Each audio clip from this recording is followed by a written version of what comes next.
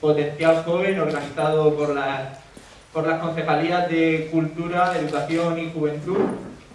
Es una alegría ver tantas caras jóvenes en la sala. De hecho, hemos tenido que ampliar el aforo porque fueron tantas las solicitudes. No sabemos si es porque la ponente ha causado mucho revuelo entre los jóvenes. Así que me alegro mucho de ver chicos que se están formando, porque uno de los objetivos de las conferencias era que jóvenes que a lo mejor no sabían qué carrera estudiar o qué hacer en un futuro pudieran tomar ideas, verse reflejados en otras personas que ya habían comenzado una carrera, la habían acabado y tenían un futuro muy prometedor, como es el caso de Ángela. Así que os doy la bienvenida a todos, darle las gracias tanto a Ángela como a Juan Francisco, perdón por la personalidad, darle las gracias a ambos por estar esta tarde aquí. Ángela, desde el primer momento que le propusimos la idea, estaba encantada de colaborar con nosotros, así que nosotros encantados de tenerla aquí. Ángela es graduada en Medicina por la Universidad de Murcia y actualmente es residente de Medicina Familiar y Comunitaria. Y Juan Francisco es médico de familia, coordinador del Centro de Salud de Molina y profesor adjunto de la Universidad de Murcia. Él fue profesor de Ángela durante la carrera. Espero que disfrutéis todos de la ponencia y ya les doy la palabra a ellos.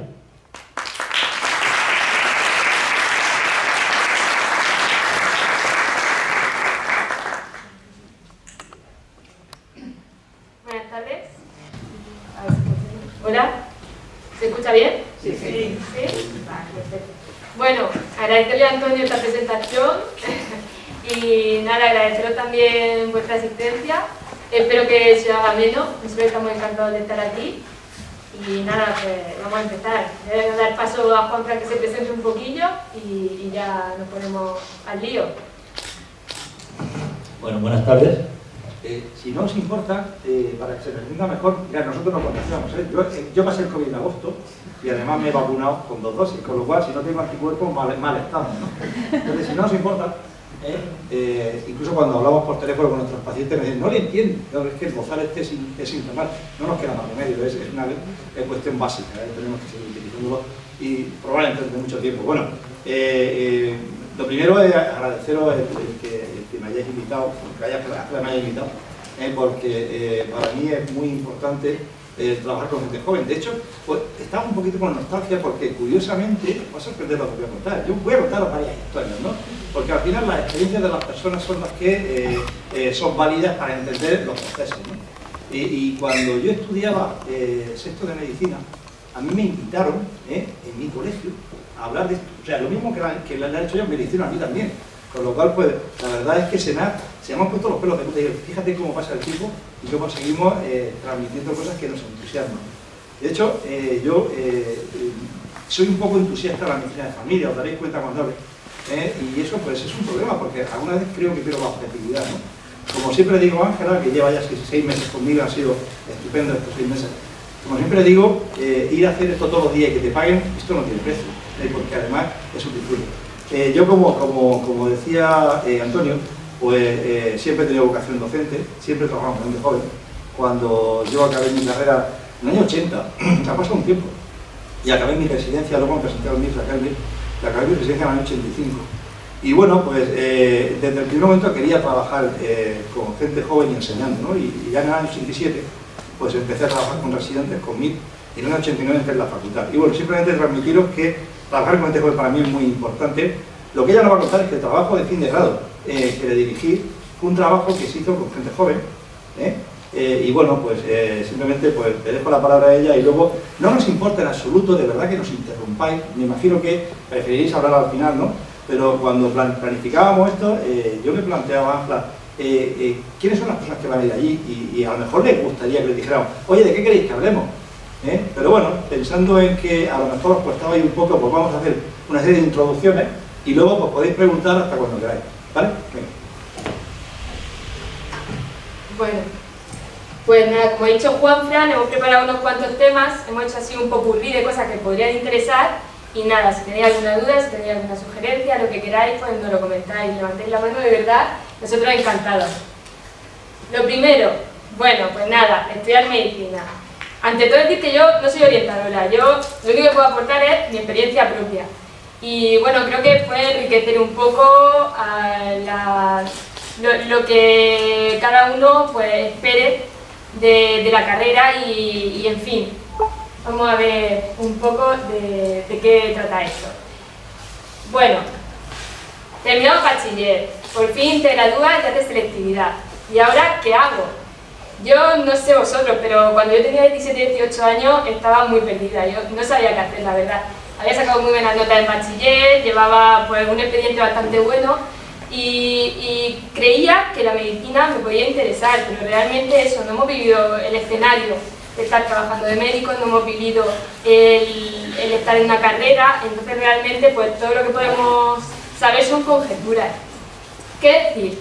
Ante todo que no hace falta ser brillante, no hace falta ser listísimo, no hace falta ser un fuera de serie para estudiar medicina.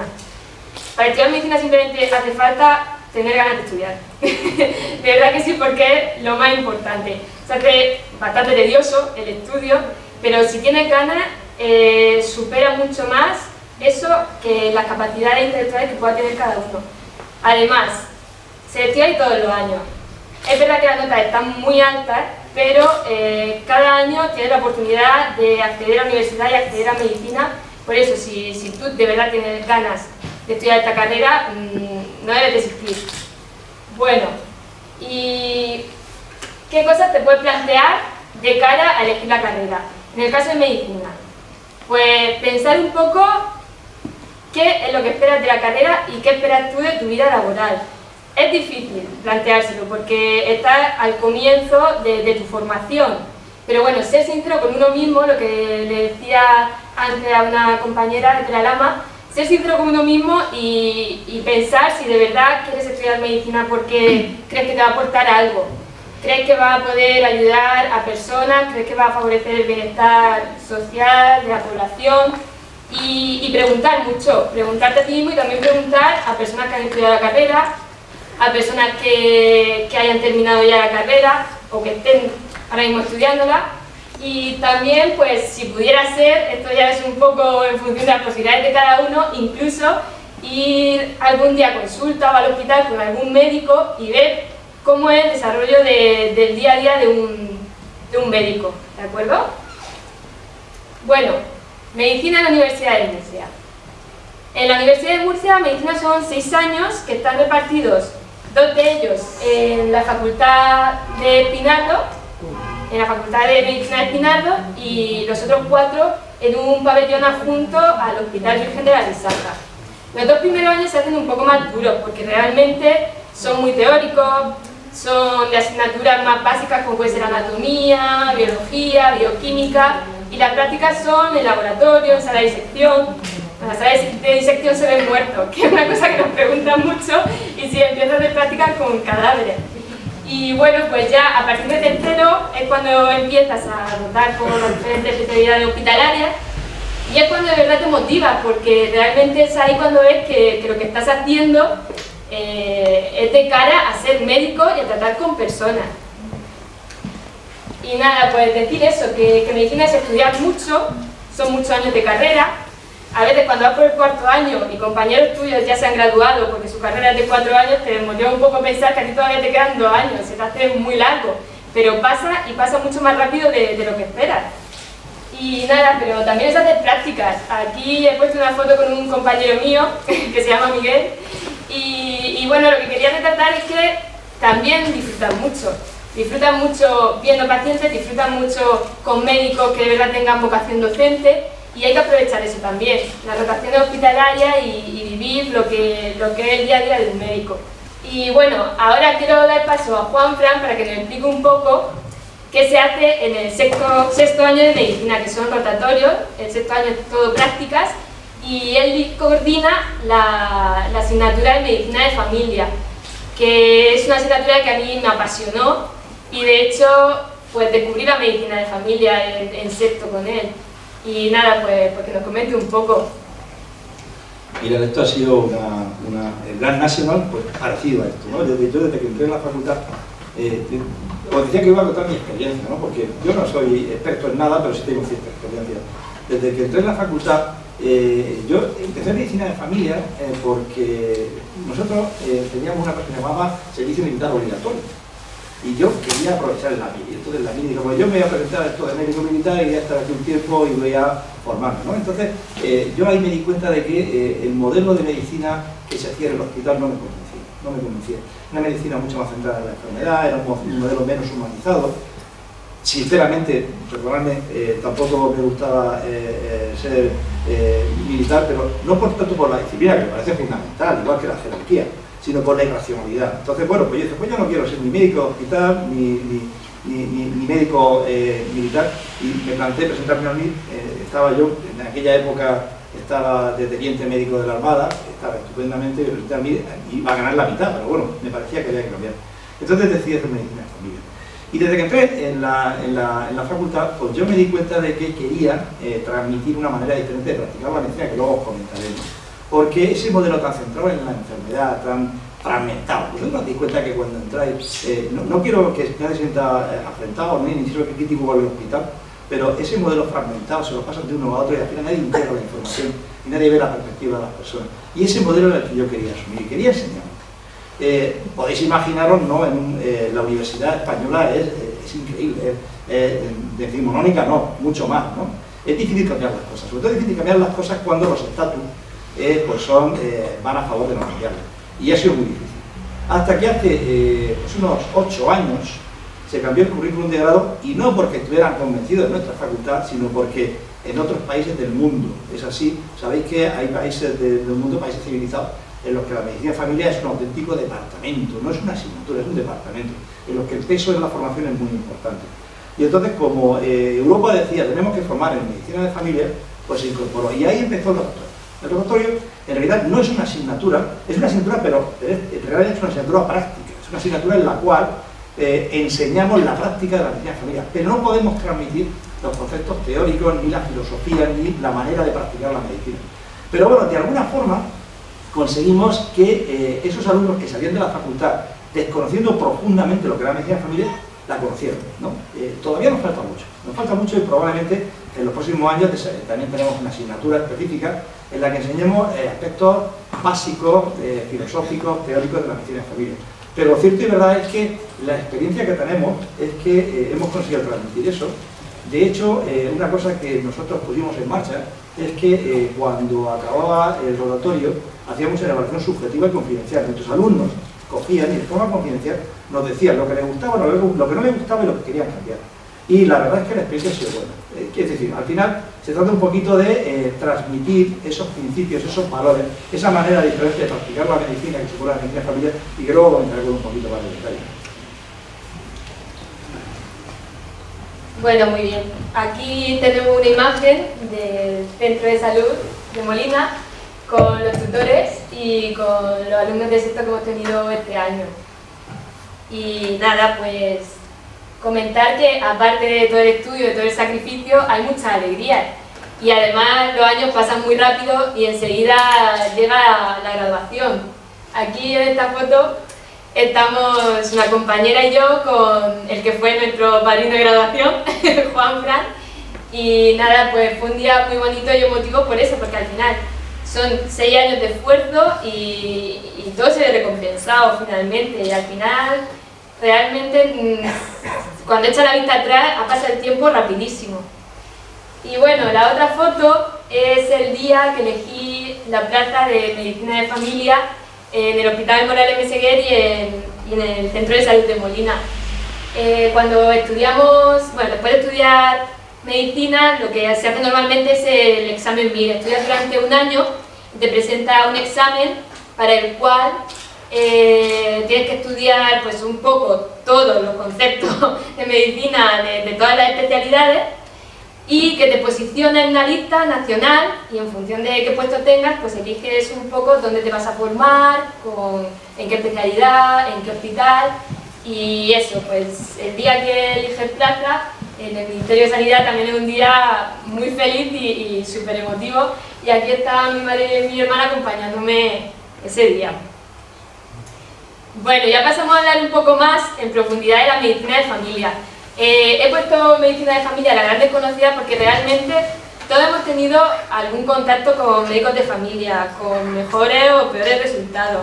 Hay mucha variabilidad realmente, pero creo que hay una concepción bastante generalizada de que el médico de familia es el que te hace las recetas y el que te manda al especialista.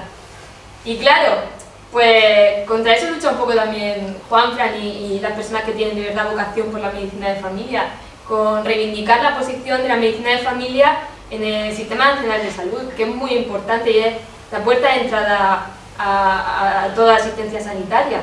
Esto es una definición que he puesto de la medicina de familia, pero bueno, ¿cuáles son las virtudes de la medicina de familia y qué cosas de las que podemos hablar son sus potenciales virtudes? Por un lado, que conoce al paciente en su contexto. Cuando tú ves a un paciente en el hospital, por ejemplo, pues eso, cuando estás en planta y está hospitalizado, lo ves un poco desprovisto de todos sus lazos externos, de su familia, de su contexto laboral, de su contexto social, y realmente pues es un tipo de atención que se centra en solucionar su patología, pero no en conocerlo de la forma en que se le conoce cuando lo conoce en su contexto, cuando sabe un poco cuáles son sus problemas familiares, cuáles son sus problemas laborales, en qué mundo se mueve, qué percepciones tiene, y eso es una gran virtud de la medicina de familia. Por otro lado, la longitudinalidad, que es una cosa de la que ahora Juanfran nos va a hablar mucho más porque tiene un cupo que conoce desde hace no sé si son 30 años. Bueno, y la longitudinalidad que nos permite ver al paciente muchas veces en diferentes puntos de su vida, ir haciéndole un seguimiento. Muchas veces yo le digo, ay Juanfran, me preocupa esta persona porque yo realmente no sé lo que tiene. Nos hemos quedado sin saber cuál es su patología y qué le pasa a esta persona. Sabemos que no es grave, o que por lo menos por el momento no es grave, pero no hemos puesto nombre. Y Juanfran me dice, no te preocupes porque lo que tenemos nosotros y la ventaja que tiene la medicina de familia es que lo vamos a poder seguir, vamos a poder ver por dónde tira la cosa, vamos a poder ver si al final es A o es B. Y bueno, pues es una virtud muy grande que me gustaría que también incidiera un poco Juanfran en ella. Bueno, la verdad es que son 34 los años que sigo a mis pacientes.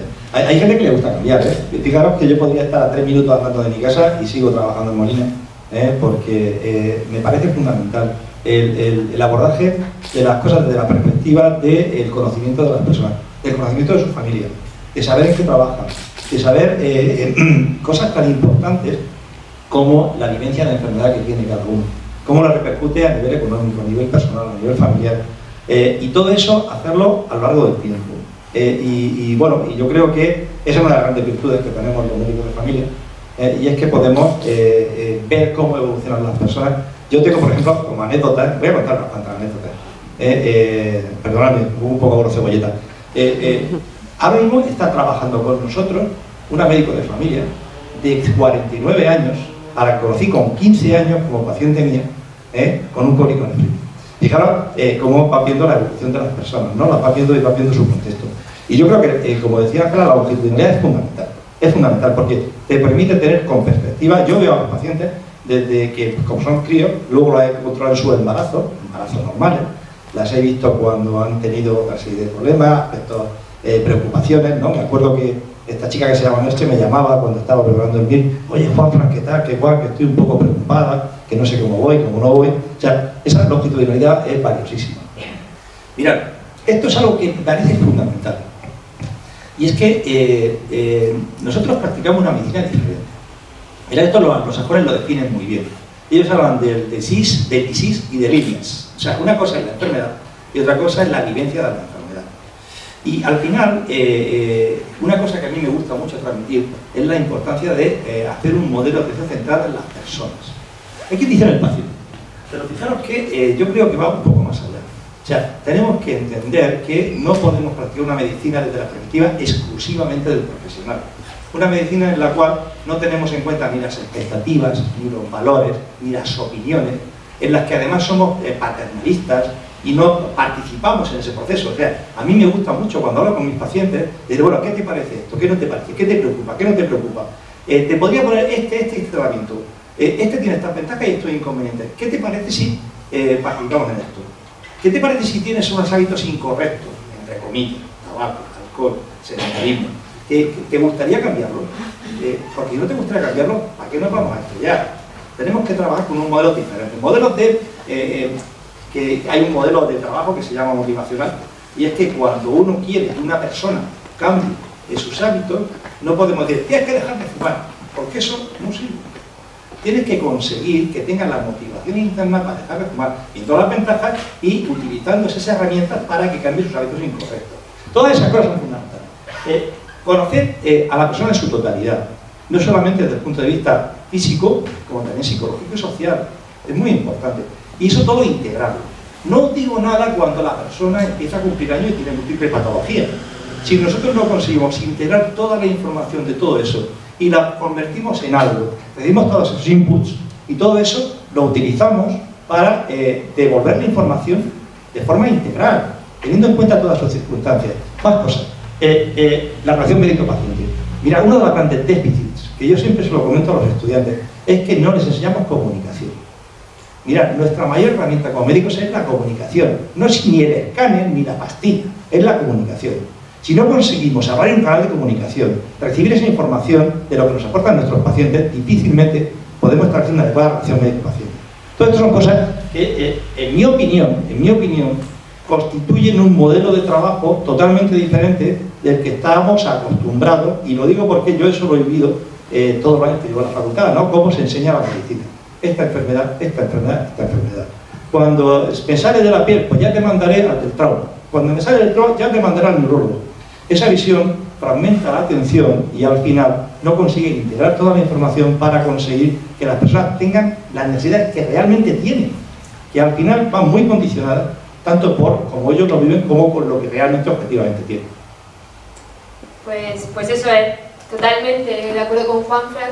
Hay que vivir un poco pues, de la medicina parcelaria, que muchas veces caemos en practicar. Es verdad que hay una superespecialización de la medicina y muchas veces es necesaria porque hay patologías que es necesario estudiarlas más en profundidad. Pero también es muy importante considerar al paciente holísticamente como un ser, como un ente completo, porque al final si no perdemos mucha información que al final nos puede servir para diagnosticar a alguien. A mí otra cosa que me gusta mucho cuando estoy en consulta con Juanfran es que él, al conocer tanto a sus pacientes, pues antes incluso de abrir su historia clínica, cuando los ve citados, ya sabe un poco lo que puede pasar, qué puede ser por lo que va a consultar, y también quién es su familia, qué relaciones tiene con sus hermanos, qué relaciones tiene con sus padres, cómo vive su trabajo, y al final eso enriquece tanto la atención que le permite pues, atender al paciente de una forma muchísimo más efectiva. Y otra cosa muy importante de la medicina de familia es que no hay límites, realmente puedes llegar hasta donde tú quieras. Al final estamos siempre en constante formación y realmente pues hasta donde queramos llegar podremos llegar siempre que sepamos de lo que hablamos. Siempre hay posibilidad de consultar a un especialista, siempre hay posibilidad de derivar al paciente si consideramos que va a ser mejor para él, pero muchas veces no es necesario y simplemente hay que indagar un poco más en lo que tiene.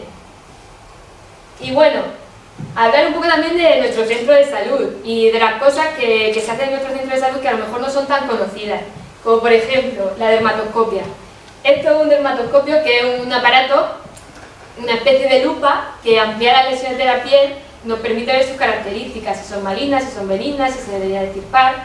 He puesto dos imágenes, esta de la izquierda es una queratosis seborreica, que es una lesión benigna que no tiene mayor importancia y que suele salir con la edad. Y cuando lo vemos en la imagen ampliada, en dermatoscopia, vemos que tiene unos puntitos que se llaman tapones córneos que son muy característicos.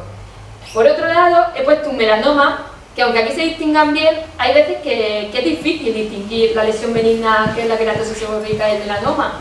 Y sin embargo, al utilizar el dermatoscopio, vemos claramente que son muy diferentes, que el melanoma tiene un patrón reticular, muy indiferenciado, muy atípico, y bueno, pues es uno de los aparatos que también nos permite evaluar lesiones dermatológicas de forma más profunda. Por otra parte tenemos la ecografía clínica. La ecografía clínica es muy interesante, esto es una cosa que se está implantando poco a poco en los centros de salud y que no pretende sustituir a una ecografía arreglada en la que se haga un estudio de todo el abdomen o de algún lugar del cuerpo, bueno, de cualquier aparato, sino que lo que pretende es, si tiene una sospecha clínica muy alta, ir al sitio y ver si hay algo que nos justifique que el paciente tenga estos síntomas. Por ejemplo, pues ahí vemos unas piedras en la vesícula y bueno, pues esto podría estar en contexto de un paciente que consulta mucho por dolores abdominales de repetición después de comer, con náuseas, con vómitos y que puede que tenga una colecitis.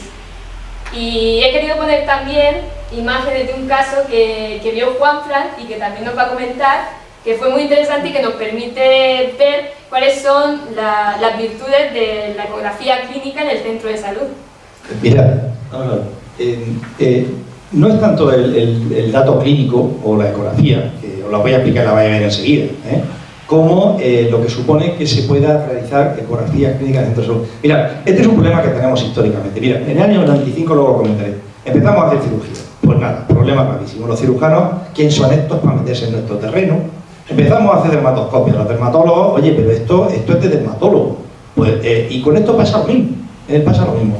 Porque evidentemente todo tiene un proceso de aprendizaje, pero cuando se maneja, la cosa tiene una potencia tremenda. Mira, este es un paciente que vino a mi consulta. Vino por otra cosa. Y así le pasa, dice, por cierto, tengo un dolorcico ahí en la barriga, cojo la barriga, le toco la barriga y le toco una masa pulsada. ¿Eso qué significa? Significa que alguien que no ha consultado por eso, viene y le encuentro esto. Esto que veis aquí, donde veis los puntitos amarillos, eso es un vaso, ¿vale? Y fijaros en el de la derecha del todo. De la derecha del todo, eso es la arteria aorta. La arteria aorta que tiene una parte por fuera que está trombosada, eso que veis así, más grisito, por fuera de lo negro es la luz del vaso, lo de fuera es una trombosis y esto es un aneurisma de aorta. 7 centímetros. Este señor se mandó a parar. Estos son los típicos, se ha muerto de pronto, ahora tiene un aneurisma de aorta. Pues estas son las cosas que se pueden hacer en medicina de familia, y que son, yo creo que son potentes, ¿no? Y que están cambiando totalmente. ¿Sabéis que se están imponiendo ecógrafos en todos los centros de salud de la comunidad autónoma? Yo me imagino que había que pedirlo explícitamente porque es un aparato caro, evidentemente, y tenía que haber un compromiso explícito de profesionales de que querían utilizarlo. Pero se están instaurando en prácticamente todos los centros de salud de la comunidad autónoma. Fijaros esto lo potente que es. Y por último, como cosa que se hace dentro del centro de salud, hablar de la cirugía menor. La cirugía menor, bueno, esto ya va un poco en lo que cada uno quiere hacer. Juanfran sí que hace mucho cirugía menor y entonces hemos tenido la suerte de poder practicarla estos meses mucho.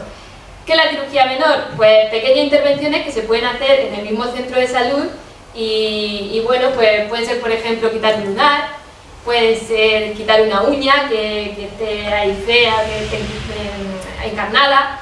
O lo último que hicimos, que fue muy interesante, una paciente que llevaba 6 años con cristales en el brazo que le molestaban y ya estaban muy cicatrizados y pues pudimos abrirle y sacarle los cristales, que fue una cosa, bueno, fue un poco una temeridad porque realmente podían haber estado muy incorporadas en la piel o haber hecho mucha reacción granulomatosa y no haber podido salir de ahí, pero fue muy chulo porque al final le logramos sacar 3 o 4 cristales bastante grandes.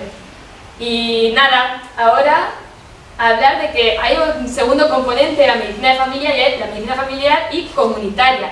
La comunitaria es también una gran olvidada y sin embargo es un potencial factor de salud de la población y puede servir para capacitar a la población en practicar su propia salud y pues eso, evitar un poco los factores que pueden provocar enfermedad. En esa línea han desarrollado 2 proyectos muy interesantes en nuestro centro de salud que nos va a comentar Juanfran también. Bueno, este es un proyecto, mirad, yo soy un defensor visceral y racional del ejercicio físico como fuente de salud, pero no es que lo defienda yo, es que hay evidencia científica de que el ejercicio físico es mucho más potente, es multiefectivo. No hemos traído aquí una diapositiva, yo doy muchos cursos de esto, de ejercicio físico. Tengo diapositivas a punta pala, tanto desde el punto de vista científico de estudios de investigación que demuestran los beneficios, que como de hasta qué punto puede actuar. Fijaros que es multiefectivo. Es que el ejercicio físico te hace perder peso, te controla la tensión, te controla la diabetes, es preventivo de la enfermedad de Alzheimer, te hace más feliz. No voy a entrar en detalles, pero es que es tan importante que potenciemos el ejercicio que hace años se puso en marcha un programa, el programa Activa. Yo no recuerdo si eran, porque yo estoy en un grupo de trabajo que decían eso, no recuerdo si en Alhama se puso en marcha. Un programa que estaba muy bien porque se hacía de forma colaborativa con los ayuntamientos. Entonces, a través de un programa que se impartía por licenciados en ciencias del deporte, se hacían estrategias de ejercicio físico en recursos comunitarios, en colegios, en pabellones, y entonces estaba muy bien porque desde atención primaria podíamos derivar a los pacientes para que hicieran programas de ejercicio físico. Y bueno, y este es uno de los programas, ¿no? Ahora, lamentablemente, como con tantas otras cosas, la pandemia se ha suspendido porque no podemos juntarnos, ¿no? Pero yo espero que esto vuelva porque no podéis ni imaginaros la respuesta de los pacientes, es espectacular. A mí hay pacientes que me han dicho, me ha cambiado la vida. Esa gente que tú estás luchando con ellos, que no tiene que hacer ejercicio, tal cual, no sé qué, no sé cuánto, y de pronto, además esto tiene el beneficio de la red social que crea, porque también se hace con un grupo de personas que aprenden a hacer ejercicio y luego lo incorporan a su rutina. Entonces, bueno, esto simplemente que en Madrid, esto fue cuando le dieron, hay una cosa de la estrategia NOR, que es la estrategia de prevención de obesidad del Ministerio, que premiaron este programa, o sea que hasta qué punto es potente, es una cosa muy potente. Entonces, potenciemos el ejercicio. Fijaros, para mí es mucho más importante, una cosa que ha dicho Ángela, que ahora lo comentaremos, conseguir que la gente asuma el control de su propia salud, que sean los artífices de su propia salud, que sean los que tomen decisiones para cambiar cosas que tienen que cambiar. Y esta es una de esas cosas que se pueden cambiar, ¿no? El sedentarismo, sabéis que es la cuarta causa de muerte a nivel mundial. No estamos hablando de una tontería, pero que está por encima de algunas enfermedades. Y como os digo, si lo vencemos, pues conseguimos controlar muchas cosas, muchos efectos secundarios, muchas enfermedades. Otro proyecto que también me dejará Juan Fran hablar de él, porque realmente lo desarrollaron ellos. Yo no me vendo para prescribir la benzodiazepina, el orfidal, el diazepam, cosas en las que la población está más enganchada de lo que pensamos y son muy arriesgadas realmente.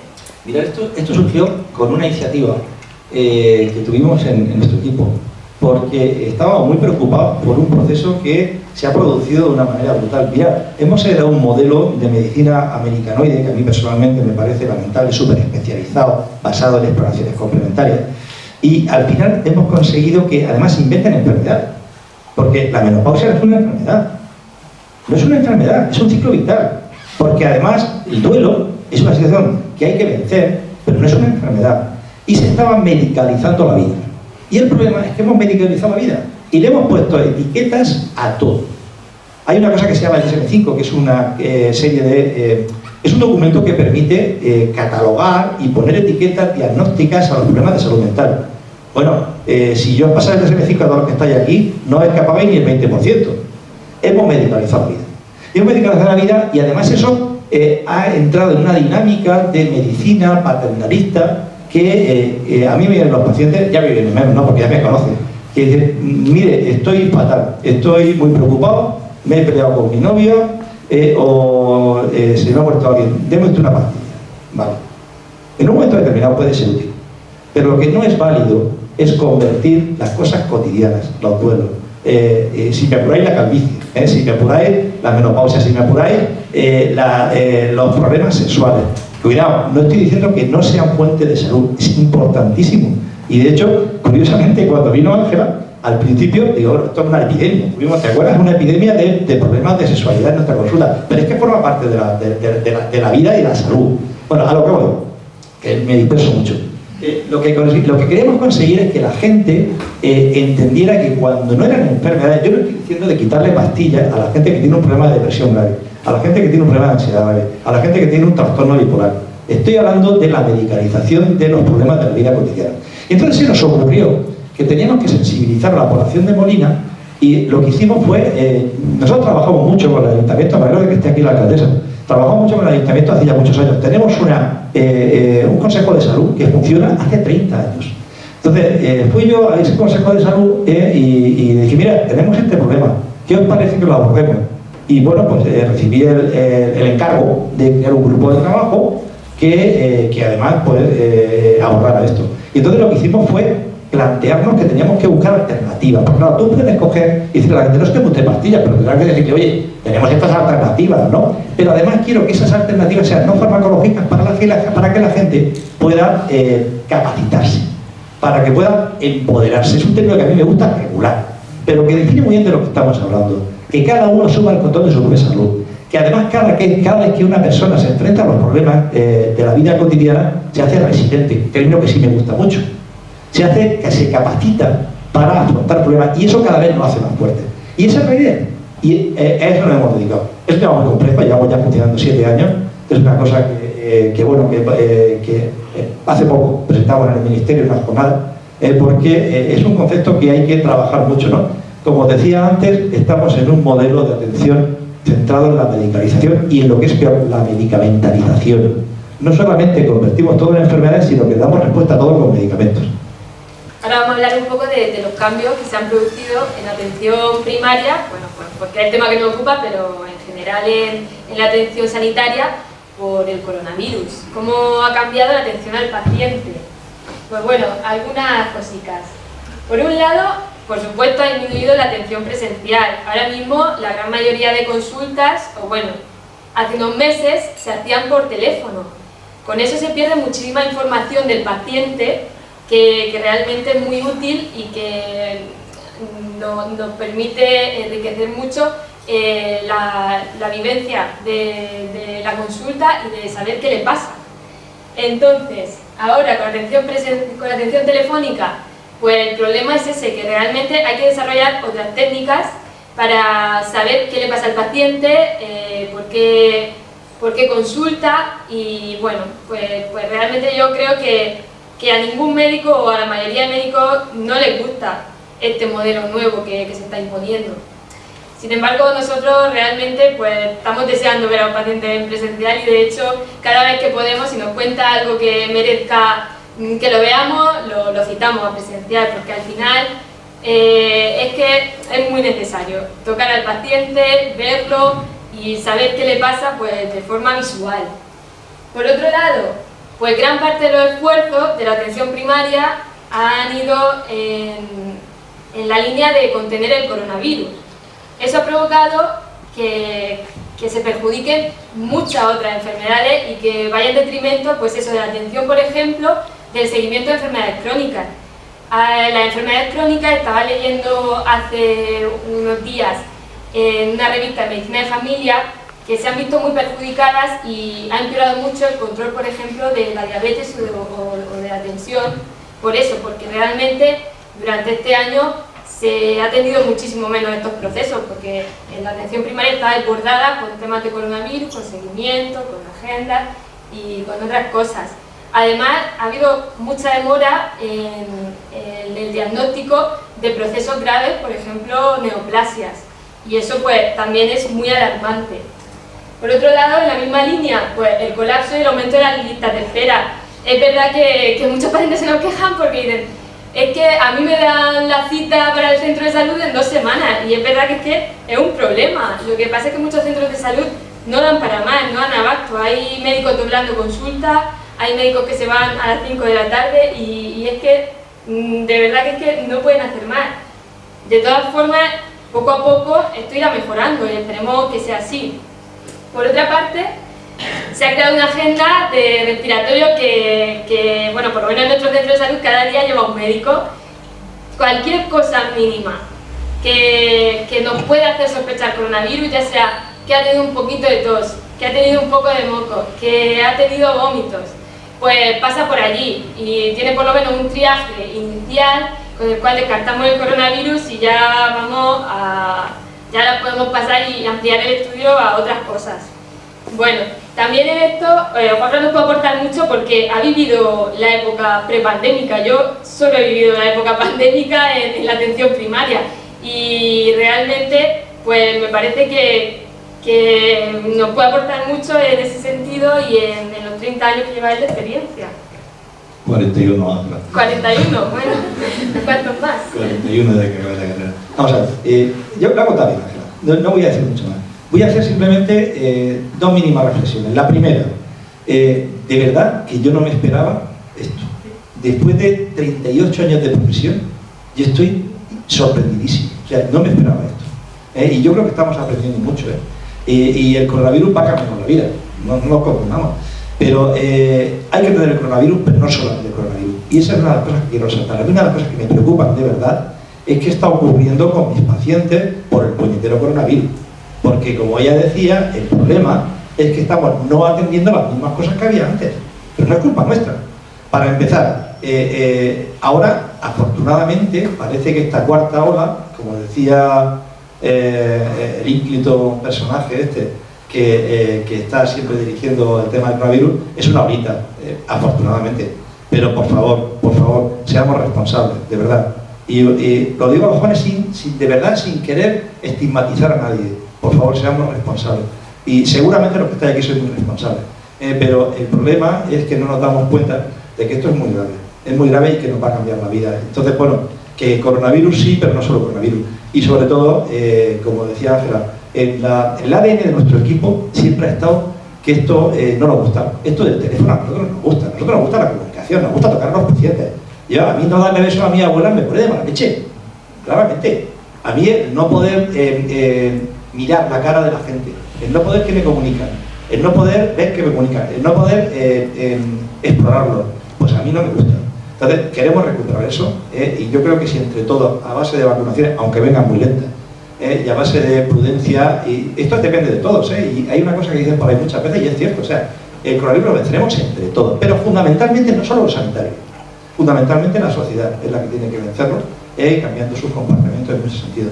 Y nada más, ya os digo, a mí me ha cambiado la vida, profesionalmente está siendo un grandísimo reto, no damos abasto, no os lo podéis ni imaginar, no damos abasto, porque a nosotros se nos ha juntado todo lo que teníamos que hacer antes, más el puñetero coronavirus, con lo cual, pues, algunas veces no llegamos a las cosas y soy consciente de que algunas veces no atendemos como deberíamos, y yo soy muy autocrítico y me gustaría poder cambiarlo, pero tenemos que cambiarlo entre todos. Bueno, y ya por último, para acabar, vamos a hablar un poco de las vacunas, pues porque al final era un tema que había que tratar, aunque fuera de pasada. Bueno, las vacunas suscitan muchas dudas, en parte porque se han producido rapidísimo. Pero, ¿y por qué? ¿Cómo ha podido ser que haya una respuesta tan rápida por parte de las instituciones y de las farmacéuticas para crear vacunas? Pues uno, porque ha habido mucho apoyo internacional. Esto es un problema de todos, que nos compete a todos, y al final en eso pues cada país ha apoyado muchísimo la investigación. Por otro, porque se ha invertido muchísimo dinero y porque se han solapado fases. Antes, hasta que no se cumplía la fase 1 de un estudio, se pasaba a la 2, no se pasaba a la 3. Ahora se ha permitido que se solapen fases y mientras se produce la 2, se esté realizando ya la 3 para conseguir agilizar mucho el proceso. Y también por otra parte, la EMA ha evaluado los ensayos clínicos en el momento en que se realizaban, no se ha hecho después cuando ya estaba la vacuna estudiada, sino que poco a poco se ha ido estudiando conforme se realizaba la investigación. ¿Cómo está el tema de la vacunación en España? Bueno, he puesto un gráfico por comunidad autónoma. Asturias va en cabeza con 26 vacunados por cada 100 habitantes y Melilla a la cola con 12 vacunados por cada 100 habitantes. Murcia también está más bien a la cola. Esperamos que conforme vayan llegando vacunas esto se acelere.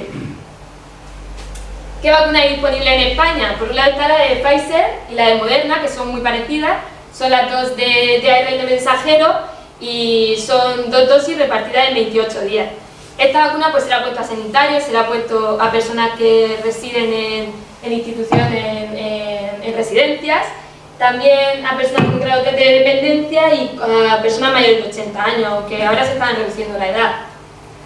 Por otra parte está la de Janssen, que aún no ha llegado, como sabéis está paralizada, porque se ha visto que sí que puede provocar algunos casos muy anecdóticos de trombos en Estados Unidos.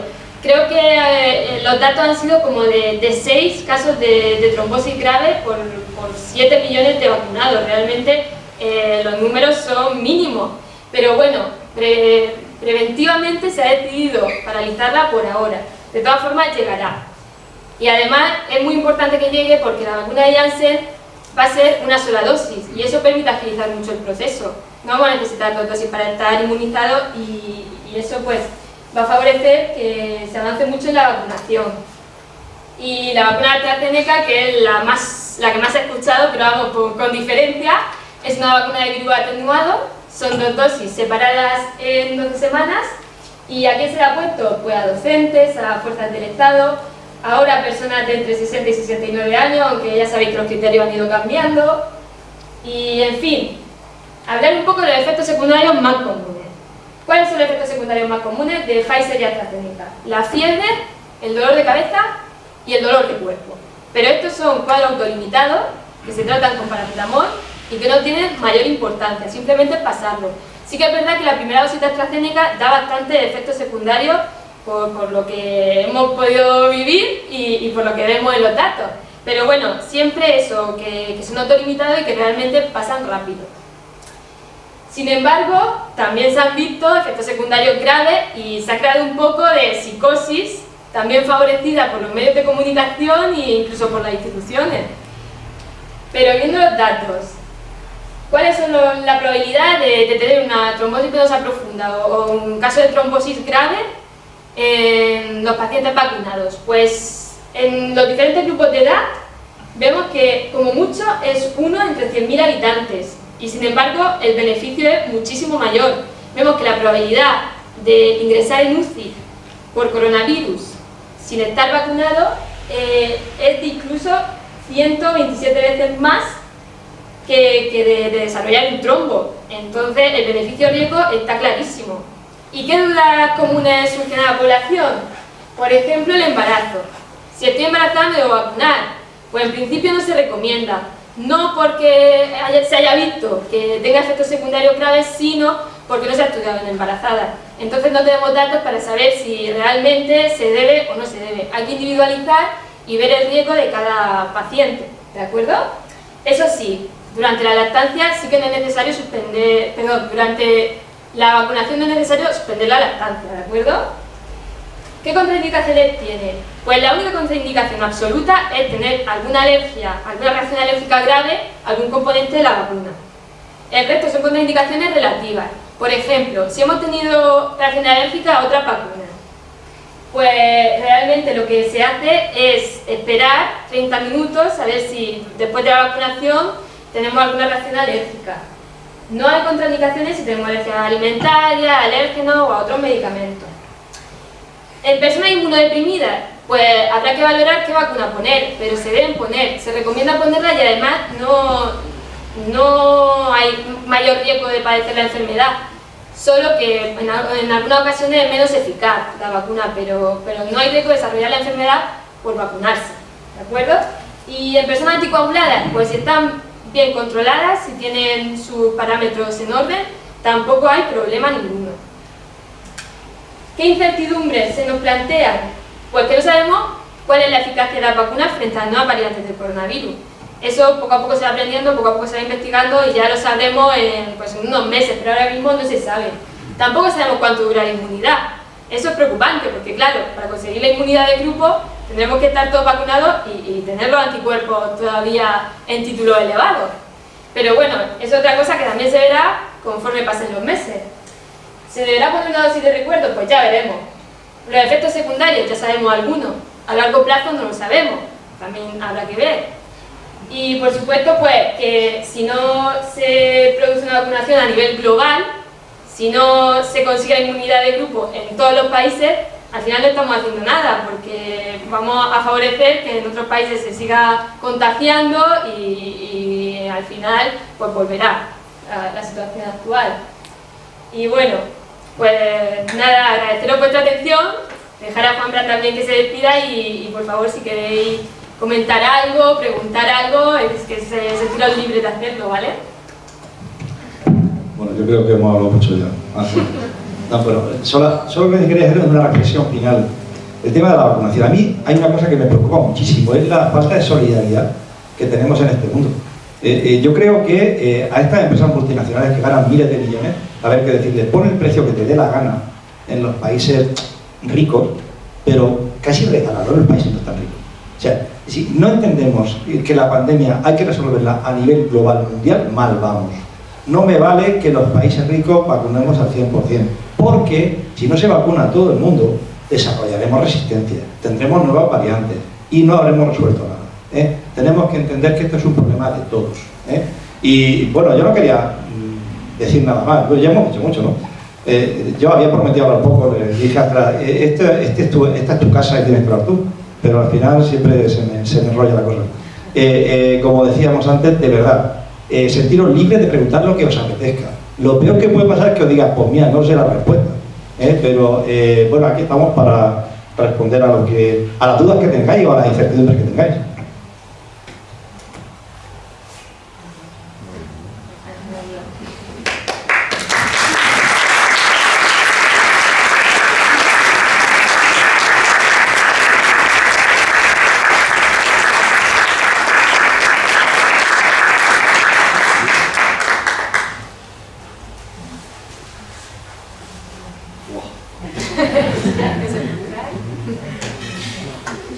Si no preguntáis yo, si no preguntáis, le pregunto yo. No, es que esto está muy bien, ¿no? Porque cuando me invitan a lo mejor a poder a mesa redonda, digo, vamos a ver, lo primero que tienes que prepararte es por si hay silencio en la sala. No me creo, de verdad, no me creo que no tengáis ninguna duda, no me lo creo. Y mirad, cuando hago bueno, Zoom se ha convertido en mi segunda vida. Cuando hago Zoom con los estudiantes, siempre digo lo mismo. Cojo 45 estudiantes, todos con la cámara apagada y en silencio en los micrófonos. Vamos a ver, si aquí no vamos a jugar a nadie, si además yo creo que uno de los mejores... Fíjate que cuando nos planteábamos cómo preparar esto, yo le decía, no, vamos a decir, ¿de qué ricardo? No preparemos nada. Yo creo que una de las mejores cosas que tiene esto es coger a personas con experiencia, que no expertos, y preguntarles pues, por las cosas cotidianas, ¿no? Y por las dudas que tenemos. Así que, por favor, preguntar, que es que si no nos va a dar mucha vergüenza.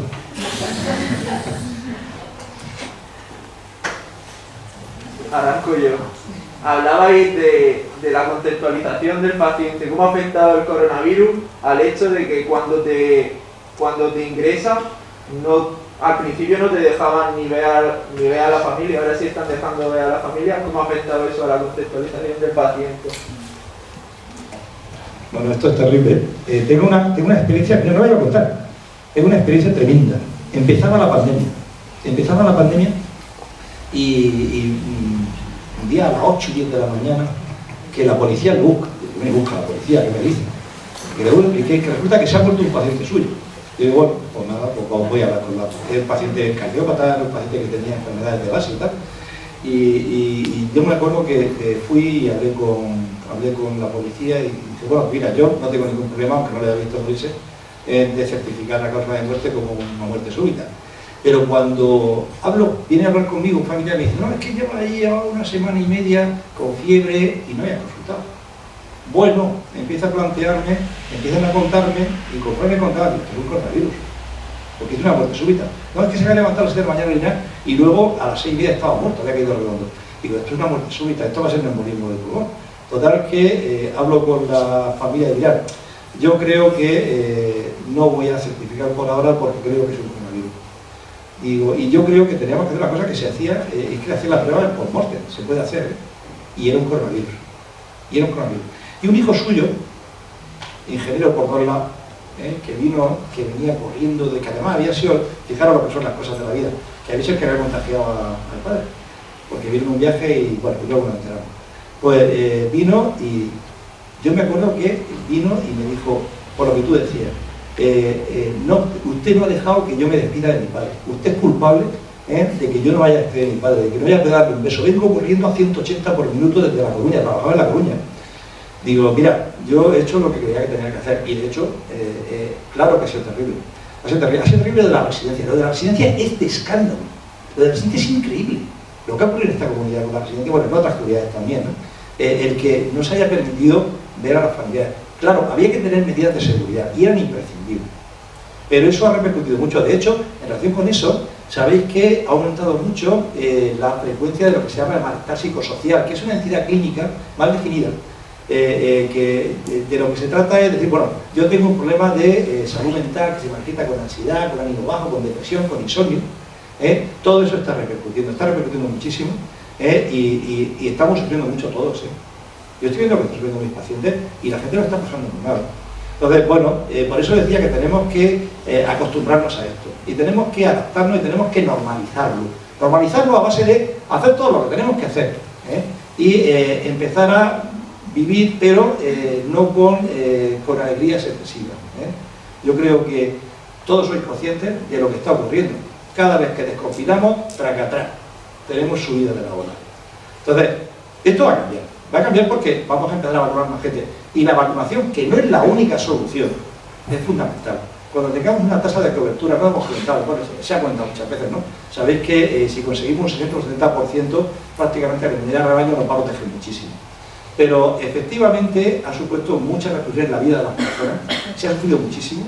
Se ha sufrido tanto por la enfermedad, cuando es grave, deja a la gente hecha polvo, pero hecha polvo meses. Entonces, que tenemos que acostumbrarnos y que tenemos que adaptarnos, pero efectivamente ha supuesto mucho sufrimiento. Sí, yo tengo la medicina de familia porque siempre ha sido la gran olvidada. Hace unos años, hace 2 o 3 años, la número 1 del MIR de España eligió medicina de familia para hacer la residencia. Y en los periódicos salió ahí aquello, ¿cómo es posible ¿por qué no se ha hecho cirujana o cardióloga? Te lo voy a explicar, te lo voy a explicar. Cuando yo elegí el MIR, yo tenía un número bastante bueno. Y yo elegí medicina de familia, y yo me acuerdo que un tío abuelo mío me decía, dice, haz lo que quieras menos médico general. ¿Por qué? Porque, vamos a ver, esto no se parece en nada a lo que se hacía hace 30 años. Si yo digo cómo empecé a trabajar, no había historias clínicas. O sea, no había tiempo por paciente, o sea, no había una serie de cosas que han cambiado radicalmente. ¿Y qué ha ocurrido? Que además tenemos una cultura que vende que es mucho más importante hacer un test de detección de una enfermedad rara, y con todo mi cariño a la gente con enfermedades raras, que favorecer al 70% de población que tiene un problema en concreto, ¿no? ¿Por qué? Porque tenemos un modelo de medicina súper especializado en el cual estamos deslumbrados por el brillo de la tecnología. La tecnología nos deslumbra, la superespecialidad nos deslumbra. Pero ¿quién resuelve los problemas de los pacientes? ¿Cuáles son los problemas que tienen los pacientes? ¿No es mucho más potente que consigamos que la gente haga ejercicio o que deje de fumar? Muchísimo más potente. ¿Qué ocurre? Que también quien vende opinión pública es el médico hospitalario. Os sorprendería saber los problemas que yo he tenido a lo largo de mi vida profesional cuando he dado cursos pues de cirugía menor o de dermatoscopia, porque llegan los especialistas de la parcela, pero tú quién eres para meterte en esto. No quiero decir una hora con la ecografía. Ha cambiado todo mucho y seguirá cambiando. ¿Y sabéis qué pasa? Hay una cosa que no se suele contar y que yo la cuento con mucho cariño. Mirad, hasta el año 95 nadie quería hacer el MIR porque se pagaba muy mal a los médicos. Ahora afortunadamente se paga. Eso también lo digo, para el que quiera meterse. Se pagaba muy mal a los médicos, toda la gente se pluriempleaba y prefería trabajar como médico general que hacer el MIR. Si es que yo he dicho, yo pasé de ser teniente médico de la Armada y ganar 90.000 pesetas a de residente con guardia ganar 45.000 pesetas. Fijaros hasta qué punto pasé de un estatus a otro. Entonces, ¿qué ha ocurrido? Que ha habido, hasta el 95 no había que ser especialista para trabajar como médico generalista. Pero a partir del 95 eso cambió. ¿Qué ha ocurrido? Que hay toda una fase previa de compañeros, de profesionales que no pudieron hacer el MIR. Además, ahora, por ejemplo, en el MIR sale 7.000 plazas, cuando yo me lo senté en 1.400. O sea, era muy difícil hacer el MIR y la gente no quería hacerlo. ¿Qué ocurría? Que había un gran pool de médicos sin formación. Eso está cambiando con toda la entrada de estos señores. Esto está cambiando radicalmente. Y eso pasan 4 años formándose. Va a ser no son el especialista, los especialistas del hospital. Hay que ser un especialista de todo el mundo para trabajar con médicos de familia. Y eso está cambiando.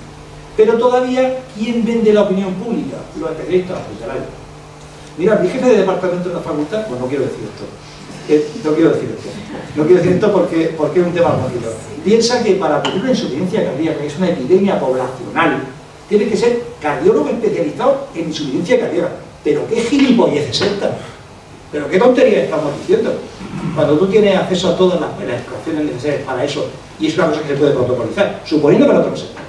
¿Vale? Entonces, ¿qué ocurre? Que efectivamente, socialmente, y yo se lo digo muchas veces a ellos cuando empiezan, digo, el día que entiendas que tu trabajo es muy importante y que te importe una leche lo que piense la sociedad de que seas médico generalista, ese día la van a dar.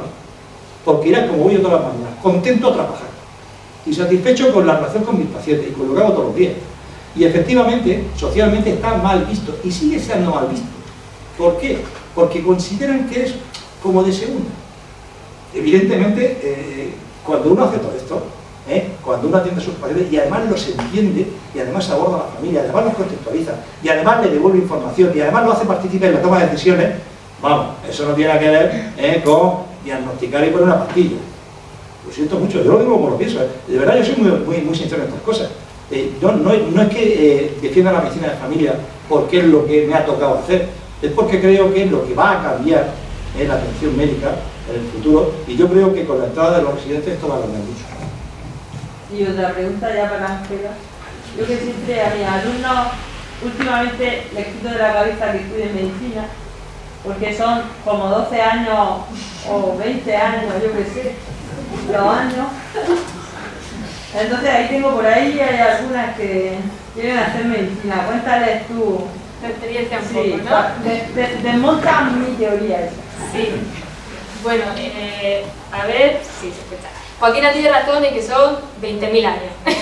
En eso no le quito la razón porque es verdad y se hace duro. Pero es que al final, además, os digo más, hay que estar formándose toda tu vida. Nunca terminas de estudiar. Eso es así. Y eso pues es verdad que es una perspectiva un poco desoladora. Pero por otra parte, deciros que en realidad medicina son 6 años. No son tantos años. Y además tiene una virtud muy grande que es que tenemos un camino bastante más definido que otras carreras. Y es que cuando hacemos el MIR podemos acceder ya directamente a 4 años de trabajo remunerado y además formándonos, y eso no siempre se da y no todas las carreras tienen esa suerte, y además pues eso, que aparte de formarte, cobras.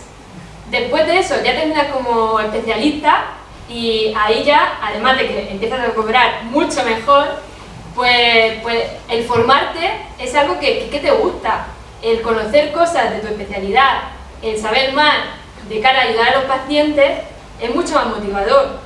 No os digo que los primeros años de carrera no sean difíciles, que se hacen muy duros, porque es verdad que pasas de tener que estudiar más o menos en el instituto, o bastante, pero no tanto, a tener que hincharte a estudiar, a pegarte a tracones de estudiar, y eso es verdad. Pero también hay momentos de descanso, hay momentos para todo, se puede disfrutar de la vida estudiando medicina, y yo, de verdad que si tenéis ganas, yo os animo. Y si necesitáis preguntarme algo, bueno, vamos, no hay problema ninguno y podéis hacer a mí, pues supongo que por cualquier red social o bueno, yo vivo aquí en Arama, de cualquier manera, ¿vale? Voy a complementar un poquillo lo que ha dicho Ángela.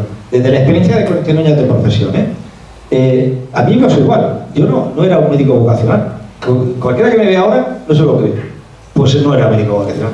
Ya a mí me gustaba. Yo era un estudiante de Murcia, hijo de un profesor de instituto, éramos 4 hijos, las perras nos sobraban en mi casa y yo me podía haber ido a estudiar fuera. Pero a mí me gustaba mucho la biología y la química. Me encantaba. Dije, a ver, ¿qué hay en Murcia que tenga eso?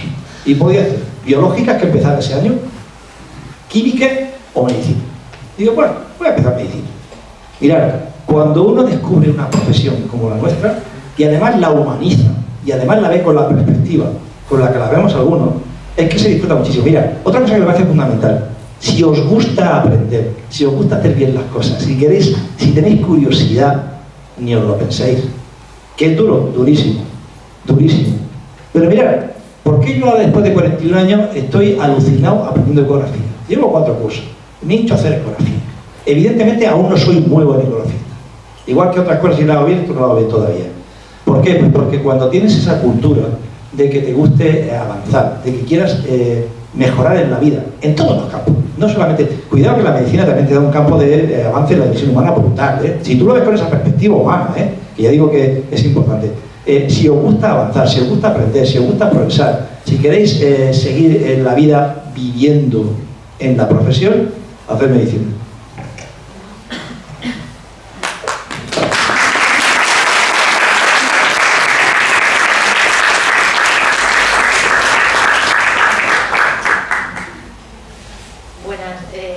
Mi pregunta iba a ir respecto a lo que son los rastreadores. Imagino que como médicos de familia sabemos que al inicio de la pandemia, sobre todo, esa carga recayó también sobre los médicos de familia. Y como habéis trasladado la importancia que es de la comunicación entre el médico y el paciente, y esa función, la verdad, era algo muy individualizada. Sabemos que debido a esa saturación que teníais en los centros de salud, eso también se ha tenido que ir cambiando, ¿no?, la modalidad e intentar reforzar ese rastreo a través de otros profesionales, ¿no? Entonces me gustaría saber vuestra experiencia en esos rastreos, si tuvisteis que llegar a hacerlo, y cómo valoráis el no hacerlo vosotros y que tengan que ser ahora otras personas, porque es verdad que siempre te sientes mucho mejor si es tu médico, el que tú conoces, el que te llama, así son otras personas. Aunque sabemos que es muy importante ese apoyo externo, porque si no es verdad que era difícil poder ser eficaces y para que todo el mundo pues, realizara su aislamiento como tenía que ser y de la manera adecuada. Entonces me gustaría conocer vuestra experiencia. Mira, has hablado de una cosa que para mí es muy importante, que se llama pérdida en mi profesión. Mira, yo me acuerdo cuando empezó, ha habido como 4 o 5 cosas revolucionarias en la medicina en los últimos años. Una ha sido los programas de ejercicio, otra ha sido las unidades de paliativos. Mira, yo cuando empezaron los paliativos, para mí fue una pérdida. A mí me encantaba hacer paliativos, pero llega un momento en que no daba abasto. Y un poquillo lo que ocurrió con esto fue algo similar. Por supuesto que tú eres la persona ideal, quizás no tanto el médico como el enfermero de familia o como otro personal con algo que se puede protocolizar. Mira, ¿qué ocurrió? Y además aprovecho para comentar otra cosa que me parece fundamental, y es el trabajar de forma intersectorial y abrirse de la consulta a la comunidad. Me imagino que sabes que en Molina tenemos un modelo especial. Tenemos un modelo especial hace ya muchos años y trabajamos muy de cara a la comunidad y trabajamos de forma colaborativa con el ayuntamiento. ¿Qué ocurrió? Que nos costó muchísimo conseguirlo, pero el primer centro que desarrolló con la pandemia, los funcionarios municipales perdieron muchas tareas. Y como trabajamos colaborativamente en muchos aspectos, lo primero que hicimos fue trabajar con el ayuntamiento y cómo podemos hacerlo para mejorar los rastreos. Y nosotros los rastreos los hicimos de forma colaborativa y protocolizada con personal del ayuntamiento. ¿Y cuál es la diferencia? Que luego eso ha mejorado mucho, pero al principio no se daba abasto para el rastreo, de verdad, es que no se daba abasto, era imposible. Bueno, yo me acuerdo que nosotros llegamos a llamar hasta a 600 personas un día en mi equipo, hasta 600 personas, o sea, no llegábamos. Entonces, nuestra experiencia, y con esto es algo que para mí es muy importante, el que aprendamos a dejar de mirarnos el ombligo y que aprendamos a trabajar de forma colaborativa con otros profesionales y que nos abramos un poquito, que salgamos de la consulta y que trabajemos con una perspectiva diferente. Y la experiencia nuestra fue sensacional.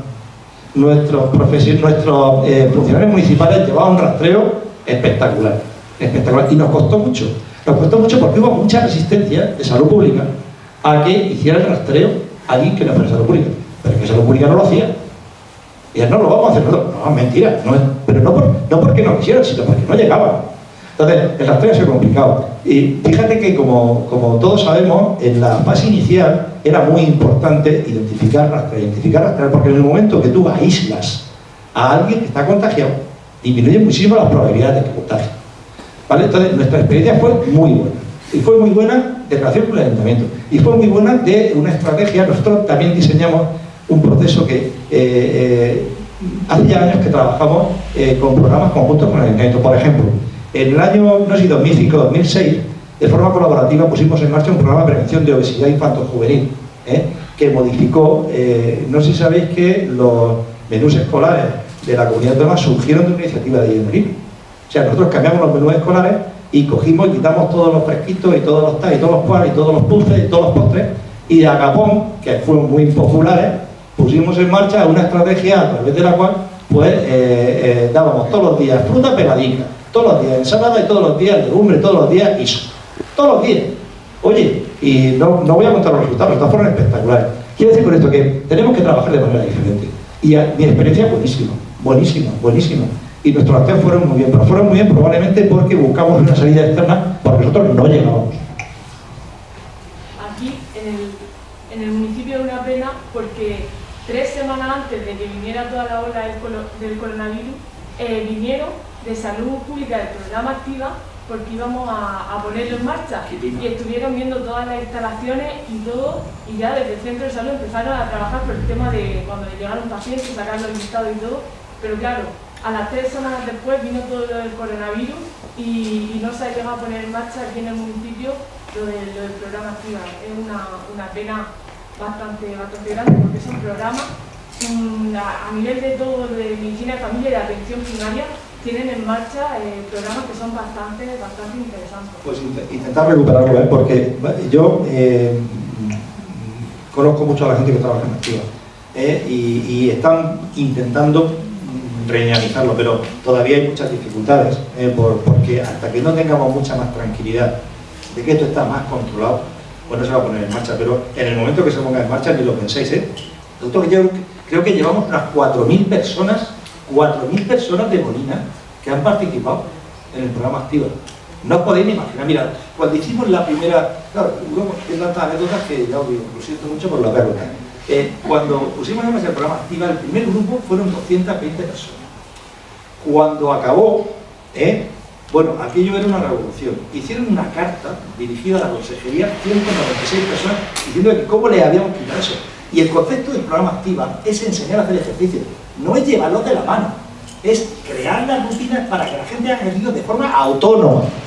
Y el problema es ese, el problema es que la gente, este año me ha encantado, me han enseñado a hacer ejercicio además rápido, que además eso también es muy valioso. Entonces, en cuanto podáis, ni os lo penséis, de verdad, y os lo digo a vosotros también, ni lo penséis, es una revolución, es un cañón, y espero que para después del verano se pueda poner en marcha. Una cosa que sí hemos puesto en marcha a pesar del coronavirus es el Consejo Municipal de Salud. Además lo constituimos hace 3 semanas.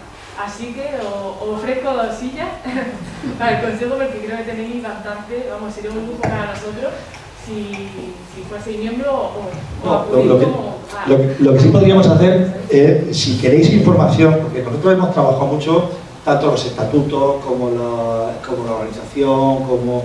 El Consejo de Salud de Molina está pensado intentando que sea un órgano de participación.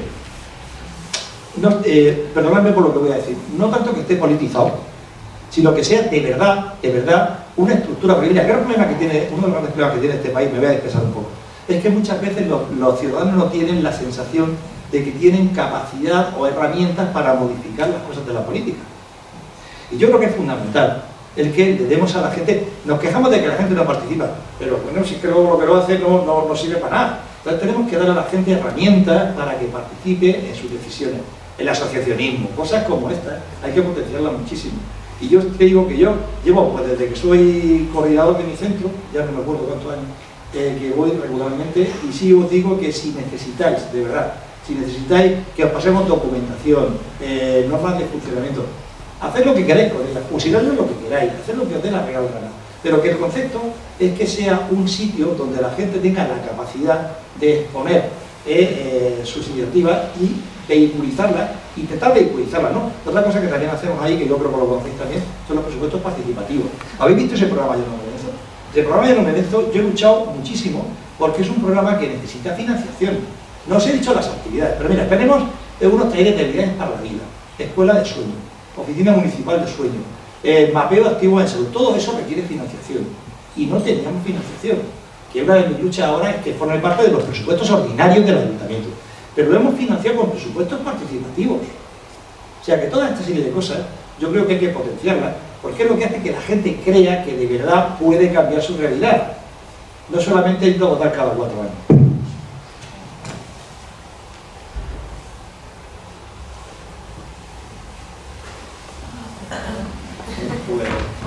Pues muchísimas gracias.